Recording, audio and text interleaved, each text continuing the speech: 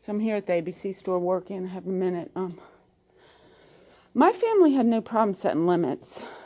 You're doing drugs, alcohol, you can't do it. No, we're not going to give you any money. Nothing. An eating disorder was a little tougher. They were like, okay, we'll lock the cabinets. That way she can't get any food. Because an eating disorder is very, very abusive of food in your body. And I had a little car I was running around in, and I was staying out at some friends of mine's house that had a lot of money.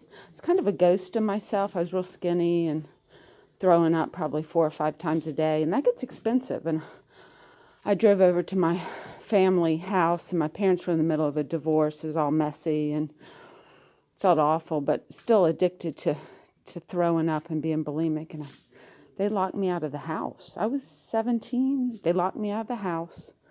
So I broke a window and I got in and I ate a bunch of food and then I left. And I think I went back to my friend's house.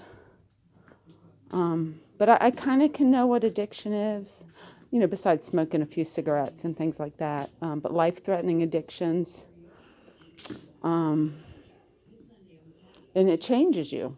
You're not the person you are. And people need to realize that, and especially if there's mental illness involved with serotonins and things like that we need to get this in the school systems to get people help.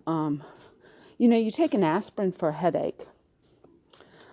Well, that affects your entire brain. And part of the problem they have with side effects of these medicines is they need to be more specific to the part of the brain that needs fixing, and not so it doesn't affect and you have these terrible side effects.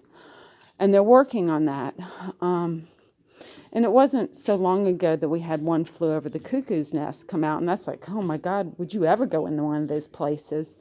And we actually watched that movie when I was at St. Albans, and we all laughed about it because it wasn't like that. So we need to get people off the street that want to try to get help. It's not right. It's not ethical to put people out on the street that are sick with mental illness. Thank you.